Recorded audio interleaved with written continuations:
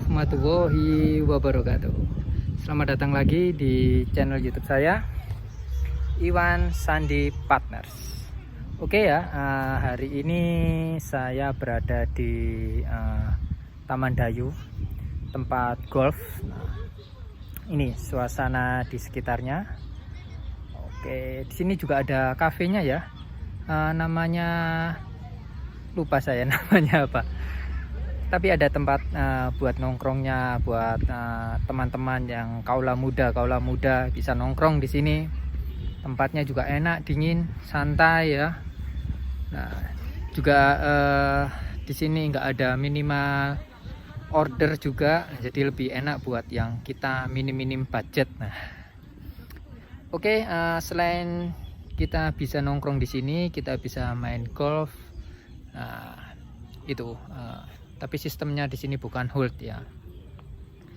Jadi pada hari ini saya akan sedikit memberikan edukasi hukum tentang apakah harta gonogini yang tidak bisa dibagi. Padahal itu hasil didapatnya setelah menikah, Pak.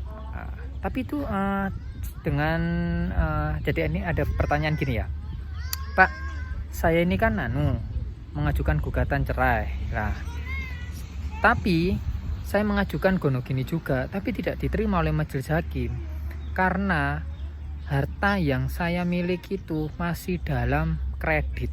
Nah, jadi seperti ini.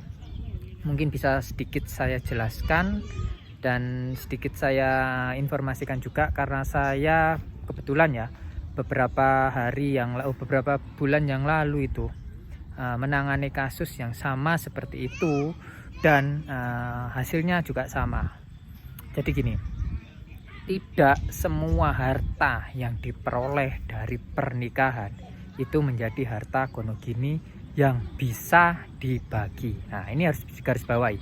Emang itu harta gonogini, seharusnya harta gonogini kan dibagi, tapi ini tidak bisa dibagi. Nah, kenapa kok itu tidak bisa dibagi? Nah, oke, sebelum saya lanjut, tolong di subscribe video saya kali ini, di like, di komen, dan juga di share ke teman-teman. Siapa tahu ada yang membutuhkan informasi seputar gugatan gonogini. Nah, biar nanti nggak salah di persidangan, biar kita nanti nggak buang-buang uang di persidangan ya. Oke, jadi seperti ini, sahabat-sahabat YouTube. Jadi kan kita kan mengajukan gonogini, kita kan sudah cerai ya, kita sudah cerai, Pak saya ini sudah cerai, saya ini mengajukan harta gonogini. Nah, boleh saya menggugat harta gonogini, boleh, bisa banget. Apa saja yang bisa dijadikan harta gonogini? Nah, yang kita lihat kan itu, apa saja yang bisa dijadikan harta gonogini. Harta gonogini kan sudah saya bahas di video-video saya sebelumnya, di konten saya sebelumnya itu sudah saya bahas apa saja yang bisa dijadikan harta gonogini. Nah, dan video saya kali ini tentang benar itu harta gonogini tapi tidak bisa diputus dan tidak bisa dibagi. Kenapa kok seperti itu? Nah, ini jadi gini, kita kan, saya kasih contoh langsung ya. Saya ini si A dan si B seumpama ya. Si A dan si B ini telah menikah, terus dia itu mempunyai harta berupa 10 rumah, dan 5 rumah tersebut masih dalam kredit bank, jadi belum lunas. Jadi 5 rumah belum lunas, 5 rumah sudah lunas. Maka ya, maka yang 5 rumah sudah lunas tadi dapat dibagi, sedangkan 5 rumah yang belum lunas tadi tidak dapat dibagi. Karena apa? Yang pertama, objeknya tidak ada suratnya. Karena apa? Karena otomatis kan kalau kita masih kredit, suratnya itu kan masih ada di bank. Nah, buat jaminan. Jadi di sini adalah kelemahan pembuktian. Apa yang lemah? Tidak ada bukti surat otentik dari sertifikat tersebut. Nah, jadi gini, ada pertanyaan juga, Pak saya ini kan tapi ada fotokopinya, Pak, saya itu minta fotokopi di bank. Oke, minta fotokopi di bank ya, Pak saya ini juga sudah meminta leges juga di bank. bahwasanya ini tuh rumah saya dan masih dalam jaminan di sini. Ini kan berarti sah, Pak. Nah, iya benar, itu sah. Itu sah miliknya kakak, itu sah miliknya saudara. Tapi nah, yang dipertanyakan kan tapi di dalam persidangan kan tidak bisa dibuktikan bentuk asli sertifikatnya. Karena apa? Karena pembuktian itu membutuhkan bentuk asli dari sertifikat itu sendiri. Harus dihadirkan sertifikatnya itu. Bukan hanya kopiannya. Kopiannya itu nanti dibuat bukti. Dengan cara seperti apa? Bukti itu nanti dileges di kantor pos. Nah, itu baru namanya bukti. Tapi kan harus ditunjukkan aslinya itu seperti apa, bentuk fisiknya. Nah, selain emang Pak nanti kan ada PS. Nah, PS itu pemeriksaan setempat. Nah, kan ada PS, Pak. Jadi kan bisa lah. Iya, bisa. Cuman kan tidak ada bukti otentik dari surat itu tadi dan masih ada di bank. Terus gimana penyelesaiannya? Nah, kan itu yang ditakutkan hakimnya kan kalau dibagi terus di bank itu gimana penyelesaiannya. Nah, kecuali nih ya, di bank itu kita lunasi dulu. Setelah kita lunasi, kita keluarkan sertifikat itu. Setelah kita keluarkan sertifikat itu baru bisa kita bagi. Nah, tuh kalau masih dalam bank ya harap maklum ya, jadi tidak bisa itu dibagi. Nah ini namanya harta gonogini yang tidak dapat dibagi. Nah, tidak dapat dibagi bukan karena saya emang ini tidak bisa dibagi, bukan. Ini tidak dapat dibagi karena adanya faktor X.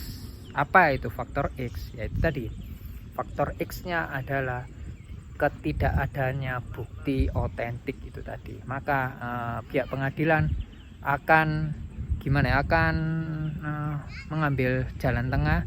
Jadi tidak usah dibagi dulu, tetapi diselesaikan dulu tanggungan ke bank. Setelah selesai barulah dapat dibagi dan dapat diajukan ulang di pengadilan. Nah, itu solusi dan jalan keluarnya. Nah, ada pertanyaan juga ya dari teman kita yang di Instagram kapan hari itu menanyakan juga, Pak, itu kan tanah, bagaimana dengan benda bergerak, contohnya seperti motor, Pak, mobil? Sama aja, jawabannya itu sama aja. Motor, mobil selama itu masih dalam tanggungan bank dan tidak ada selain fisiknya mobilnya ya, tidak ada surat-suratnya, itu tidak dapat dibagi. Bisa dibagi ketika sudah melunasinya. Nah, seperti itu. Nah, jadi bukan semua semerta-merta harta itu semuanya bisa dibagi. Nah, ada beberapa faktor yang tidak dapat dibagi itu tadi. Nah, salah satunya kalau berada di bank, masih di dalam jaminan. Nah, itu. Ada juga pertanyaan dari teman kita yang ada di TikTok ya, menanyakan gini, Pak, gugatan saya itu ditolak dan tidak dikabulkan sama majelis hakim karena saya tidak bisa membuktikan surat-surat itu karena surat-surat itu berada di bank. Ya emang benar seperti itu, Kak. Jadi gini, benar seperti itu adanya, tidak bisa kita membagi itu. Karena apa? Karena tidak ada surat-suratnya itu tadi. Nah, jadi mau tidak mau kita harus menyelesaikan tanggungan kita di bank itu. Setelah itu barulah kita menjadikan itu semua bukti di pengadilan. Nah, itu jalan keluarnya. Jalan keluarnya cuman dilunasi, udah titik. Nah, itu jalan keluarnya, lalu bisa dibagi. Nah, jadi di sini harta gonogini itu semuanya ya, semuanya dalam arti gini, yang masih ada tanggungan itu tidak dapat dibagi, bisa dibagi. Nah, harus digarisbawahi, bisa dibagi ketika tanggungan itu sudah terselesaikan. Nah, jadi bukan tidak dapat dibagi itu dalam arti terus ini nanti milik siapa, enggak. Itu harus diselesaikan dulu, nantinya akan bisa dibagi, digugat gonogini lagi setelah tanggungan semuanya selesai. Nah, itu jawabannya. Itu tadi pertanyaan-pertanyaan dari teman-teman kita yang lagi kebingungan ya, lagi tidak tahu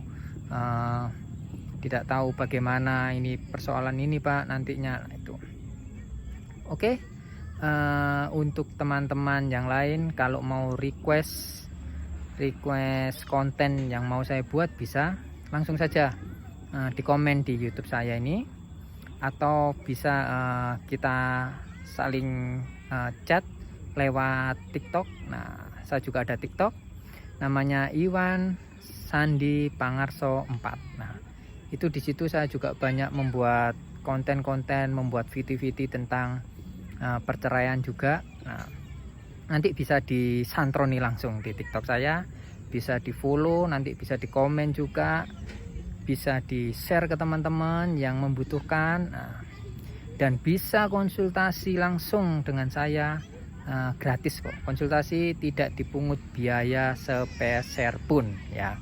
Jadi nanti kalau mau konsultasi silakan, saya ladeni, saya dengan senang hati membantu permasalahan kakak. Nah, terus bisa langsung lewat Instagram saya juga bisa, kakak DM Instagram saya, kakak follow, kakak share juga boleh Instagram saya di Iwan Sandi, Iwan_Sandi_partners. Nah, itu mungkin penjelasan dari saya cukup ya tentang penjelasan kita hari ini, harta gono gini yang tidak dapat dibagi. Nah, itu ya mungkin untuk melengkapi konten-konten saya sebelumnya juga. Oke, sebelum saya akhiri, selamat siang, dan jangan lupa dulu di subscribe dulu, dan di like, di komen, dan juga di share video saya kali ini ya. Oke, saya akhiri. Wassalamualaikum warahmatullahi wabarakatuh.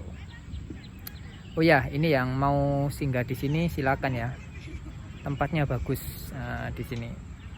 Kebetulan rame juga di sini, jadi enak kita itu banyak tempat-tempat seperti itu, lesehan seperti itu, jadi kita bisa menikmati pemandangan golf sambil ngopi tipis-tipis. Bisa juga dibuat sharing dengan rekan-rekan, bisa juga karena enak tempatnya. Oke ya, sampai jumpa dan sampai ketemu lagi di konten-konten saya berikutnya.